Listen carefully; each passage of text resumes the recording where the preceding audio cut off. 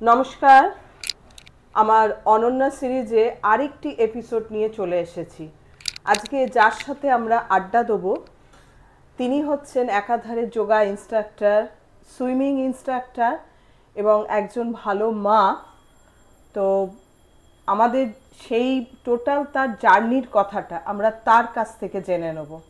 Welcome to my show Rama.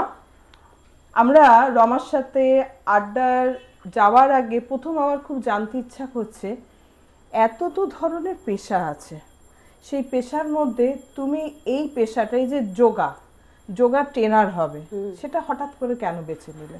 প্রথমে তো মানুষ এত অসুস্থ, মানুষের বিনা পয়সা পয়সার জন্য চিকিৎসা করাতে পারে না, ওষুধ কিনতে পারে না। আমি ভাবলাম যদি একটু যোগা করে তারা একটু সুস্থ হতে পারে তাহলে কেমন হয় জিনিসটা। সেই জন্য আমি এই পেশাটাকে বেছে নিলাম, যে আমি যদি ওষুধ ছাড়া রোগ সারাতে পারি এবং মানুষকে ভালো করতে পারি, এর থেকে পাওয়া আনন্দ আর আমি পাবো না। তাহলে তুমি এই শিক্ষাটাই যোগার কোথা থেকে শিখলে, কিভাবে শিখলে? হ্যাঁ, প্রথমে তো আমি ছোট থেকে নিজে প্র্যাকটিস করতাম, তারপর বিভিন্ন ক্লাবে আমি শিখেছি, ভারতশ্রী সবার কাছে। আমি কোনোদিন পয়সা দিয়ে আমি শিখতে পারিনি, আমার সামর্থ্য ছিল না। ছোটোবেলায় আমার বাবা মারা গেছিলো, আমি অতি কষ্ট করে সব শিখেছি। তো সব কম্পিটিশানে ভারতশ্রী সবাই আমাকে খুব ভালোবাসতো, বলছে আমার সেন্টারে আসবে তোকে শেখাবো। ও বলে আমার সেন্টারে সব জায়গায় আমি 2 দিন 3 দিন করে বিনা পয়সায় যেতাম। তাদেরকে আমি বিনা পয়সায় শিখবো না, আপনাদের আমি কাজ করতে হবে, আমি কাজ করবো, আপনাদের সেন্টারে আমি শেখাবো, বাড়তিটা আমাকে শেখাতে হবে। তারা আমার এই কথা শুনে খুব খুশি হলেন। ওই রকম করে করে করে আমি শিখেছি। তারপর ডিপ্লোমার ব্যাপারটা, পয়সার ব্যাপার, প্রচুর পয়সা। সেই পয়সা জমিয়ে জমিয়ে জমিয়ে যোগার ডিপ্লোমাটা নিয়েছিলাম। এবার ম্যাসেজের ডিপ্লোমাটা আরও টাফ, আরও পয়সা ডক্টরের কাছ থেকে নিতে হবে। সেটা আমি বিয়ের পর নিয়েছিলাম। বিয়ের পর আমার হাজবেন্ড আমাকে হেল্প করেন, হ্যাঁ, আমি তার সহযোগিতায় নিয়ে আমি ডিপ্লোমাগুলো নিয়েছিলাম। নিয়ে আমি না একটা চাকরি করতাম, যোগারই চাকরি করতাম। তারপর আমার চাকরিটা আমাকে বারণ করলেন যে চাকরি করতে হবে না। তখন আমি বলতাম না, আমাকে কিছু আমি করব, যোগা আমি করব।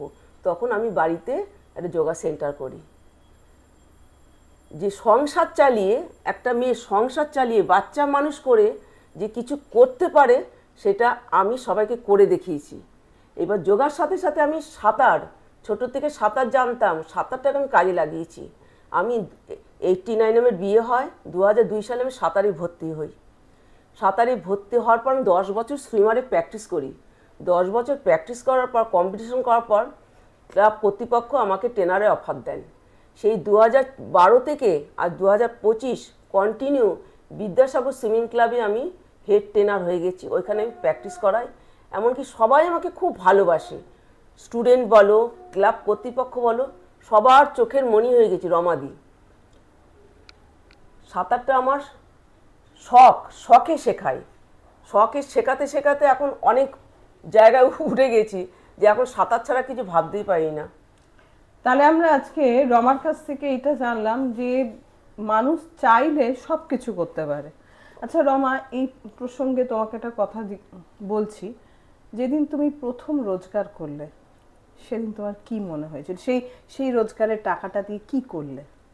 প্রথম যখন আমি রোজগার করলাম, প্রথম যেদিনকে তুমি যে টাকাটা পেলে, যে আমি অ্যাজ আ যোগা ইনস্ট্রাক্টর করে যেটা তুমি টাকাটা পেলে, প্রথম আমার ভাবতে অবাক লাগে, আমি কলকাতার রাস্তাঘাট কিছু চিনতাম না। আমার স্যারেরা না অ্যাড্রেস দিয়ে আমাকে পাঠাতো প্রাইভেট টিউশন করার জন্য। প্রথম দিন তো বাড়ি খুঁজে পেতাম না, কাঁদতে কাঁদতে বাড়ি চলে যেতাম, আবার পাঠাতো। পাঠিয়ে আমি ঠিক একা একা, তখন অনেক ছোট, আমি টিউশনি করে করে করে আমি রোজগার করে আমার প্রথম টিউশনির টাকা 500 টাকা। সেই 500 টাকা মাকে আমি দিই। মা বলে না, আমি নেবো না, তুমি তোমার বিয়ের গয়না বানানোর জন্য তুমি জমাও। সেই 500 টাকা করে আমি প্রত্যেক মাসে পোস্ট অফিসে জমাতাম। হ্যাঁ, এটা একটা আমার পাওয়া মায়ের কাছ থেকে। তাহলে আমরা আরো একটা কথা রমার কাছ থেকে আজকে জানলাম, যে বিন্দু বিন্দুতেই কিন্তু সঞ্চয় করে রাখলে মানুষের জীবনে শখ আহ্লাদগুলো আমরা কিন্তু পূরণ করতে পারি। তাহলে রমার কাছ থেকে আমরা শুনলাম ও অ্যাজ আ যোগা ট্রেনার হিসেবে বাইরে থেকে এসে, কলকাতার বাইরে থেকে এসে ও টিউশন করতো। আচ্ছা তাহলে রমা, আমার খুব জানতে ইচ্ছা করছে তোমার সারাদিনের রুটিনটা আমাদের একটু জানাও। বাবা, আমার সারাদিনের রুটিন যদি শোনো তাহলে অবাক হয়ে যাবে। শুনি একটু আমরা। ভোর 4টে আমি ঘুম থেকে উঠি, আর ঘুমাই কটা জানো? রাত্রি 12টায়। তো মাঝে কি করো? 2 ঘন্টা আমি ঘুমাই সাঁতারের সময়। গরমকালে আমি 2 ঘন্টা ঘুমাই, 2-3 ঘন্টা ঘুমাই। 4টে উঠে ব্রাশ টাশ করে 4:40 আমি বেরিয়ে পড়ি সাঁতারের জন্য। পুরো আমার স্ট্রিট হেঁটে হেঁটে হেঁটে হেঁটে যে আমি সুইমিং ক্লাবে পৌঁছাই। 5:30টায় জলে ঝাঁপ দিই। 5:30 থেকে 6:30টায় সাঁতার শেখাই। সাঁতার শিখে জল থেকে তার উঠে আমি নিজে একটু প্র্যাকটিস করি, 10 মিনিট প্র্যাকটিস করি। করার পর আমি ড্রেস আপ করে আমি আবার যোগা টিউশনি করি। যোগা টিউশনি করে বাড়িতে আসি। বাড়িতে এসে ছেলে অফিস যাবে, পুজো আশ্রা করে আবার বেরিয়ে পড়ি যোগা শেখাতে। যোগা শিখিয়ে আবার বাড়িতে আসি। বাড়িতে এসে আমি আমার যোগা রমা যোগ সেন্টার, আমার বাড়িতে একটা যোগা সেন্টার আছে, 3টে থেকে রাত্রি 9টা পর্যন্ত ক্লাস হয়।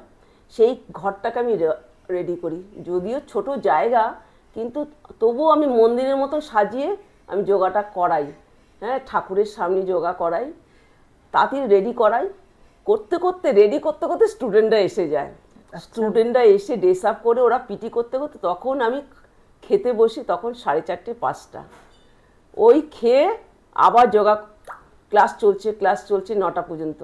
9টা পর্যন্ত ক্লাস করিয়ে সব কাজ টাজ করে আবার সব রেডি করতে করতে সব 12টা হয়ে যায়। তার ফাঁকে আমি একটু গান বাজনা ভালোবাসি, কিন্তু গান গাওয়ার টাইম পাই না। যদি একটু 10 মিনিট টাইম পাই, সঙ্গে সঙ্গে আমি হারমোনিয়াম নিয়ে বসে একটু রেয়াজ করে নিই। তাহলে আমরা রমার কাছ থেকে একটা কথা কিন্তু জানছি, আমি যদি চাই তাহলে আমি পারবো। একদম আমার ভেতর থেকে চাইতে হবে।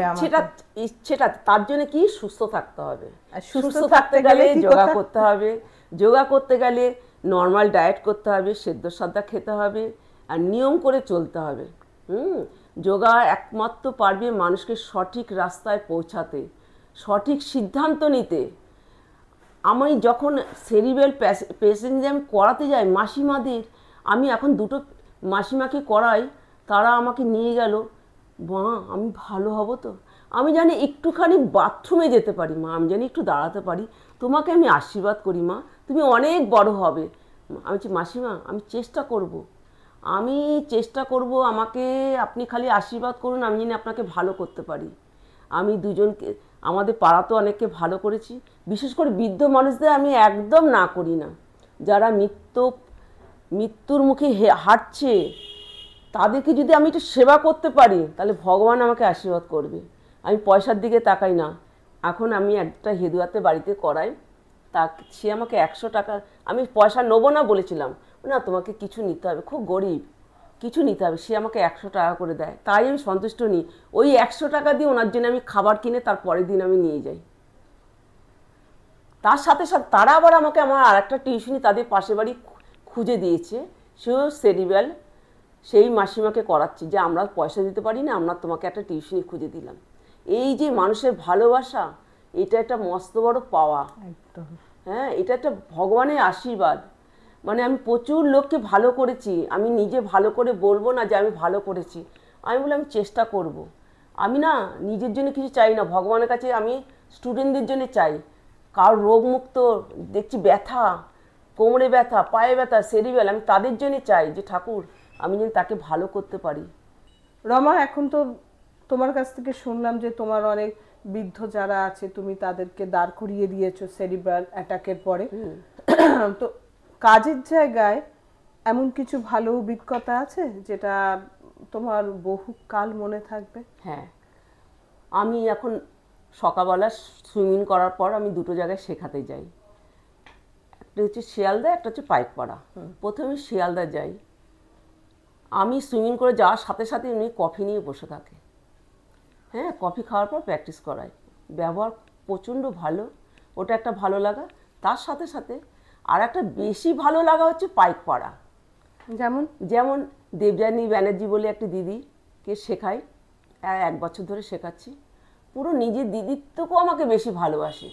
সে টেবিলে ফল কেটে টিফিন করে সব রেডি করে রাখে যে মেয়েটা আসবে, ও তো কিছু খাওয়ার টাইম পায় না, আমাকে ধরে বেঁধে খাওয়াবে।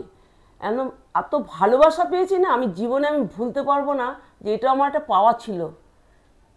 তাহলে আমাদের কত অভিজ্ঞতা হয়, আমরা তো কাজ করতে করতে বিভিন্ন পরিবেশে যাই, খারাপ লাগাও অনেক আছে। যেমন খারাপ লাগা আছে কাজের ক্ষেত্রে, হ্যাঁ। যেমন তোমার কি তাহলে এমন কোনো ঘটনা ঘটেছে যে সেখানে তুমি সেটা আশা করনি, হ্যাঁ, তোমাকে খারাপ লাগা অপমান আছে। করা হ্যাঁ, হয়েছে?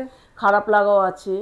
যেমন আমি যেরকম বিদ্যাসাগর সুইমিং ক্লাবে সাঁতার শেখাই, তার সাথে সাথে আমার বাড়ির, আমার বাড়ির কাছে কাছে, আমার বাড়ির ঠিক 10 মিনিট হাঁটা রাস্তায় আমি একটি ক্লাবে শেখাতাম, খুব নামকরা ক্লাব। সেখানে আমি দুপুরবেলা শেখাতাম, রাত্রিবেলা শেখাতাম। আচ্ছা, হ্যাঁ, খুব ভালো ক্লাস করাচ্ছি, খুব খুশি সবাই, স্টুডেন্টরা খুব খুশি, খুব ভালো শেখাচ্ছে, ভালো শেখাচ্ছে। 3 জন ট্রেনার ছিল। এবার আমার কাছে সবাই শিখতে চায়। আমি তো অন্তর দিয়ে শেখাই, আমি তো সাঁতারটাকে পেশা না, আমার নেশা।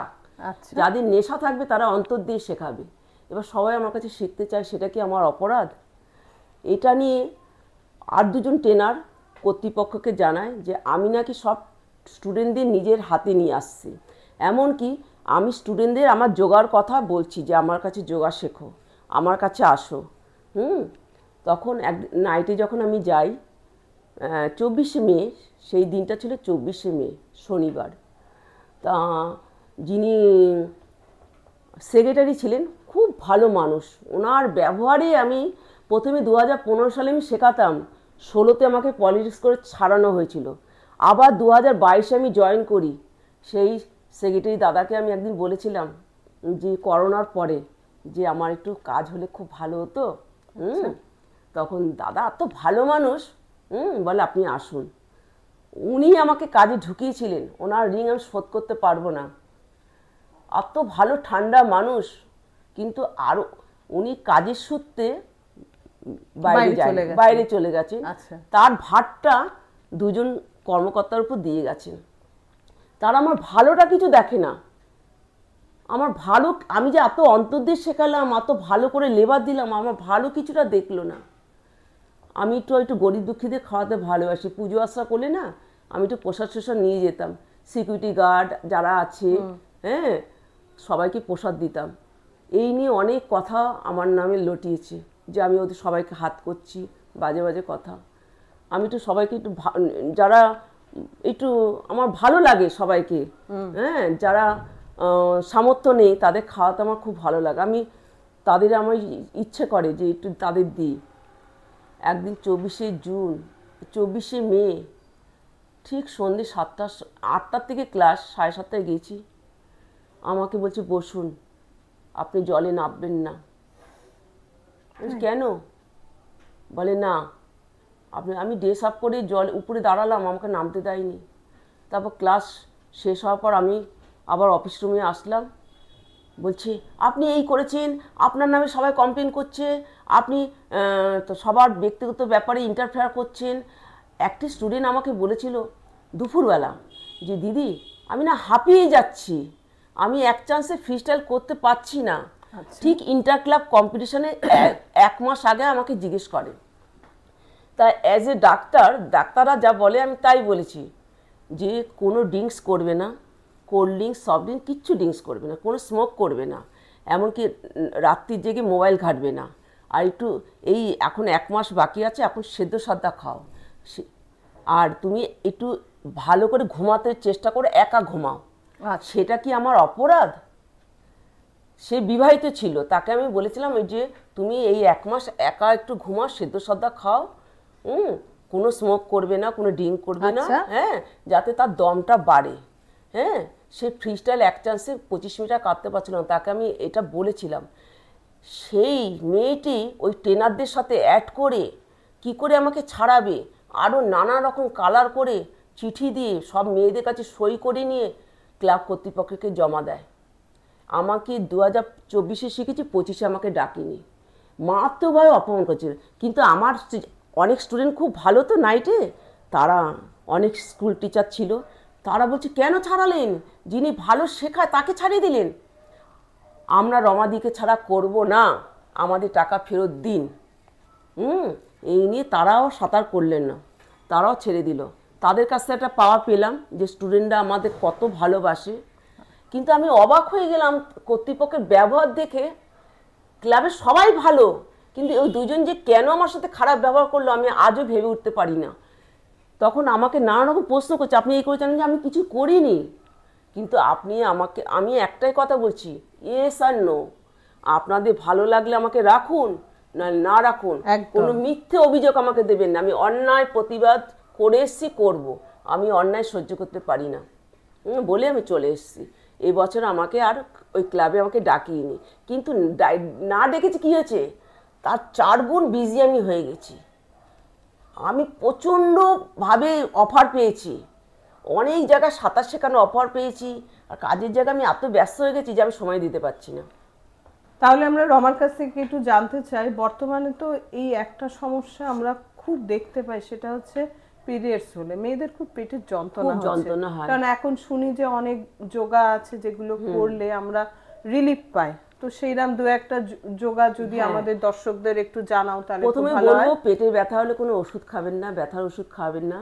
আচ্ছা, কাচের চ্যাপটা বোতলে মানে গরম জল করে ওই কাচের গরম সেকটা যদি 30 দিনই আমাদের তলপেটে দেওয়া যায়, ব্যথা অনেক কমে যায়। তার সাথে সাথে কিছু যোগা তো আছে, যোগা করলে প্রত্যেকে ভালো হয়ে গেছে আমার কাছে। অনেক মানে তার জন্য জানতে গেলে আমার কাছে আসতে হবে, মুখে বলে তো শেখানো যায়। তার শুধু পেটের ব্যথাটা শুধু যোগা করলাম, তাকে পুরো পুরো ডিটেলসটা শুনতে হবে যে কেন ব্যথা হচ্ছে, তার কি কি প্রবলেমস আছে। শুধু একটা আসন করলে একটা রোগ সারবে না, তাকে তার শুধু পেটের ব্যথা নেই, তার দেখা যাবে তার অনেক প্রবলেম আছে। সেই জন্য পুরো 4টা করালে সেক্ষেত্রে তার তাড়াতাড়ি সুস্থ হয়ে যাবে। তবুও আমি 2টো টিপস দিয়ে দিচ্ছি। একটা হচ্ছে পবন মুক্ত আসন। আচ্ছা, পবন মুদ্রা আসন, পবন মুক্ত আসন, হ্যাঁ হ্যাঁ, পবন মুক্তা আসন, পবন মুক্ত আসন, হ্যাঁ, এই আসনটা করলে ভালো হবে। সুপ্ত ভদ্র আসনে অশ্নির মুদ্রা, সুপ্ত ভদ্র আসনে অশ্নির মুদ্রা, হ্যাঁ। কিন্তু এগুলি তো মুখে বলে সেখানে, আমার কাছে না আসলে আমাকে তো ধরে ধরে শেখাতে হবে। আসন যেরকম সুফল তুমি 4 গুণ কুফল আছে। আসন কিন্তু মুখে বলে বলে শেখানো যায় না, ভালো ট্রেনারের কাছে শিখতে হয়, ভালো শিক্ষকের কাছে শিক্ষিকার কাছে শিখতে হয়। না শিখলে কিন্তু ক্ষতি হয়।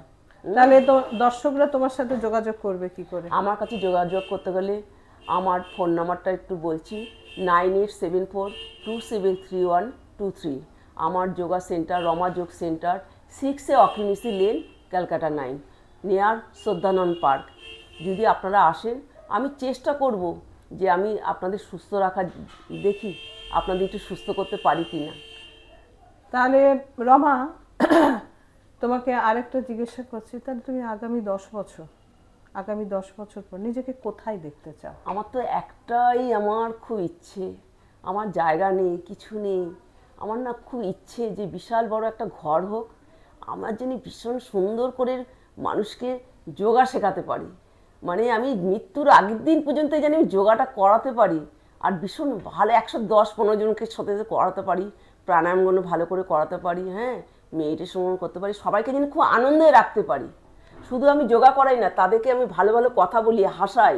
শুধু যোগা করলে শরীর সুস্থ হবে না, তার মনটাকে ভালো রাখতে হবে। তাকে আমি টিভি ছেড়ে দিই যে সিরিয়াল দেখতে দেখতে ব্যায়াম করুন, কথা বলতে দিই না, সিরিয়াল দেখতে দেখতে ব্যায়াম করুন। আর সবাইকে হাসাই, কথা বলাই। আমি চাই যে সব একসাথে 10-15 জন করে ব্যায়াম করাতে পারলে, এই একটা আমার খুব ইচ্ছে যে আমার একটা বড় জায়গা হোক, আমি একটু জানি ভালো করে যোগাটা করাতে পারি। আমরা আগামী দিনের শুভেচ্ছা আপনাকে জানাই, নিশ্চয়ই আপনার সব ইচ্ছা, সেই ইচ্ছাগুলো পূরণ হবে। রমা, তোমার এই যোগার পাশাপাশি আর কি করতে ভালো লাগে? করতে তো অনেক কিছু ভালো লাগে, কিন্তু সময় পাই না। তার সাথে সাথে আমি সাঁতারটা আমি নিজের শখ হিসাবে আমি প্র্যাকটিস করি। একটু গান বাজনা খুব ভালো লাগে, কিন্তু একটু সময় পাই না। সময় পেলে তাও ধরে রেখেছি, একটু যখন সময় একটু করি। আমার সব ভালো ভালো কাজ করতে খুব ভালো লাগে। ভালো কাজ করতে খুব ভালো লাগে। তাহলে তো আমি জানতে চাইবো যে আগামী প্রজন্ম যারা এই পেশাতে আসতে চায় তাদের তুমি কি বলবে? এই পেশাতে আসতেই পারেন, তার জন্য তো কিছু শিখতে হবে, ট্রেনিং নিতে হবে। আগে এই পেশাতে বললেই তো সে করতে পারবে না, এটা সাধনার জিনিস। দীর্ঘদিন প্র্যাকটিস করার পর শুধু ডিপ্লোমা নিলাম, সেন্টার খুলে পেলাম, তাহলে সে করাতে পারবে না। এটা ভেতর থেকে আসতে হবে। আমার যেন যোগাটা আমার রক্তের সাথে মিশে গেছে, আমি ভেতর থেকে আসি আমার। এখন তো সবাই ব্যবসা করে এই নিয়ে, আমি ব্যবসা করি না, আমি ছোটোর মধ্যেই রেখেছি সাধনা হিসাবে। কেউ যদি করতে চান তাকে ভালো করে শিখতে হবে, ডিপ্লোমা নিতে হবে, হ্যাঁ, ভালো করে আগে নিজে প্র্যাকটিস করতে হবে, তাকে ভালো করে জানতে হবে। শুধু ডিপ্লোমা নিলে হবে না, ভালো করে প্রত্যেকটা আসন জানতে হবে, রোগীর আসন জানতে হবে, হ্যাঁ, ওষুধের করতে জানতে হবে, ডায়েট জানতে হবে। আগে জানতে হবে সে সুস্থ কি না, যে করাবেন তাকে আগে দেখতে হবে সে সুস্থ কি না। সে যদি সুস্থ না হয়, তার যদি ওয়েট বাড়ে, স্টুডেন্টদের সাথে বলবে দিদি আপনি তো মোটা, তাহলে আপনি কি যোগা করাবেন? আপনি তো অসুস্থ, তাহলে আপনার কাছে আমরা কি সুস্থ হবে? আগে নিজেকে তৈরি করতে হবে, নিজে সুস্থ সবল ফিটনেস, তাহলে সে করতে পারবে কাজ। এই কাজটা কিন্তু বললেই সে করতে পারবে না, তাকে অনেক সাধনা করতে হবে জোগাড় করার জন্য। তাহলে আমরা অনেক পেশা আছে হুটহাট করে চেঞ্জ করা যায়, কিন্তু যোগার ব্যাপারটা সম্পূর্ণ আলাদা। তাহলে একটা খুব খাঁটি কথা আমরা কিন্তু রমার কাছ থেকে জানলাম। কিরাম জানলাম? যে এই পেশায় যারা আসবেন তাদেরকে ভালো করে শিখতে হবে, পরিশ্রম করে শিখতে হবে। যারা তাদের যে স্টুডেন্টরা আসে বা যাদেরকে শেখাবেন তারা যাতে প্রপার ট্রিটমেন্ট দিতে পারে। এবং এই প্রসঙ্গে একটা কথা বলে রাখি, বিভিন্ন সোশ্যাল মিডিয়ায় বিভিন্ন এক্সারসাইজ দেখায়, ব্যায়াম দেখায়, তোমার শরীরের জন্য কোনটা ফিট তোমার তো জানা নেই না। সুতরাং আগে প্রপার, সে তুমি যেখানেই শেখো, প্রপার ট্রেনারের কাছে আসতে হবে, তোমার সমস্যাগুলো তাকে জানাতে হবে, তিনি যে উপায়গুলো বলবেন সেই উপায় অনুযায়ী আমি তোমাকে চলতে হবে। একটা কথা বলতে চাই, এই যে টিভি দেখে সবাই করে, সব টিভিতে ভালোই দেখায়, হ্যাঁ, কিন্তু মাঠ ভর্তি সবাই একসাথে 500 জন সবাই মিলে ব্যায়াম করছে, সবার কি একই প্রবলেম? একই তো প্রবলেম নেই। ওই দেখে দেখে তো বাড়িতে করে করে তার আদার্স প্রবলেম হয়ে যাচ্ছে। কিন্তু যার যেটা প্রবলেম প্রপার সেই আসনটাই করতে হবে, কিন্তু টিভি দেখে দেখে করলে হবে না। তার কি কি প্রবলেমস আছে সেই অনুযায়ী তাকে আসন করতে হবে, দেখে দেখে হয় না সব কিছু। তাহলে আমরা কিন্তু আরো একটা খুব ভালো জিনিস করলাম, যে ওই মাঠ ভর্তি সবাই একসাথে করছে, তোমার জন্য তো ওটা নাও হতে পারে। তাহলে তোমার জন্য কোন আসনটা দরকার তার জন্য কার কোমরে ব্যথা আছে, তার তো সামনে ঝুঁকে আসন করলে তার ক্ষতি হবে, সে সামনে ঝুঁকে আসন করছে, হ্যাঁ, তার তো ক্ষতি। তার পায়ে ব্যথা আছে, হ্যাঁ, তার অনেক রকম আসন আছে। যার হাই প্রেশার তার সামনে ঝুঁকে আসন করতে নেই, হ্যাঁ, অনেক রকম ব্যাপার আছে। যোগাটা তো সস্তা না, এত সহজ ব্যাপার না। যোগা ভালো ট্রিটমেন্ট না পেলে খুব ক্ষতি হবে। যোগা যেন সুফল তুমি 4 গুণ কুফল। তাহলে এটা আমরা খুব ভালো ভালো অ্যাডভাইস আমরা কিন্তু রমার কাছ থেকে আজকে জানলাম, যে উনি কিন্তু বলছেন যে প্রপার ট্রেনার ছাড়া যোগা কিন্তু বাড়িতে নিজে একা একা করতে পারবে না, তাই তো রমা? আমরা এখন আমাদের আড্ডার একদম শেষ পর্যায়ে চলে এসেছি। এবার আমাদের চলে যাবার আগে রমার কাছ থেকে একটু জানতে চাইছি যে যুব সমাজকে তুমি কি বার্তা দিতে চাও, কি বলবে যুব সমাজকে? সবাই যদি সচেতন হন, একটু আর্লি রাত্রিবেলা শুয়ে পড়েন, তাহলে সকালে উঠতে পারবেন। আচ্ছা, উঠে যদি একটু আমলকি জুস খান, খুবই ভালো হয়। হ্যাঁ, আমলকি জুস, 1 কোয়া রসুন, যাদের ব্যথা আছে, কোমরে ব্যথা, হাঁটুর ব্যথা, হাই প্রেশার, তারা যদি একটু 1 কোয়া রসুন চিবিয়ে খেয়ে তারপর দাঁতটা ব্রাশ করেন, তারপর একটু আমলকি জুস খেয়ে নিলেন, তারপর ঘোরাফেরা করে তারপর লিকার চা। আমরা এখন আমাদের অনন্যার একদম আড্ডার শেষ পর্যায়ে চলে এসেছি রমার কাছে। তো চলে যাবার আগে রমাকে একটা কথা আমার খুব জানতে ইচ্ছা করছে, যে যুব সমাজকে কি বার্তা দেবে? এখনকার ছেলেমেয়েরা তো সারাদিন মোবাইল ঘাটে। আচ্ছা, এইটা তো একটা, সারাক্ষণ তারা নিজেদেরকে সময় দেয় না। বাড়ির খাবার খেতে ভালো লাগে না, অনলাইনে খাবার অর্ডার করে সঙ্গে সঙ্গে ফাস্টফুড কিনে খায়। হ্যাঁ, তার জন্য তাদের ওয়েটটাও বেড়ে যায়, নানা রকম শারীরিক প্রবলেম আসে। আমার বক্তব্য, বাইরের খাবারটা একটু কম খেয়ে ঘরের খাবার খাও। হ্যাঁ, একটু এক্সারসাইজ করো, একটু জিম করো, একটু মর্নিং ওয়াক করো, যদি সময় পাও সিজনে 7-8টা করো, আরও যদি সময় পাও একটু যোগা করো। আমি যোগার ট্রেনার, আমি তো বলবো যোগা করতে। একদম, হ্যাঁ, আমি তো বলবো যোগা করতে। যদি টিপস নিতে হয় আমাকে ফোন করো, আমি বলে দেবো, সময় না পেলে আমি বলে দেবো বাড়িতে করো। সুস্থ থাকো। আচ্ছা, তাহলে রমার কাছ থেকে আমরা জেনে নিলাম যুব সমাজের জন্য বার্তা কি। তাহলে রমাকে একটু আমরা আর একটু বাড়িয়ে আর একটা প্রশ্ন করছি, যে অনেকে বলে না ফুড হ্যাবিটের ওপর তার শরীরে ব্যথা বেদনা অনেকটা নির্ভর করে।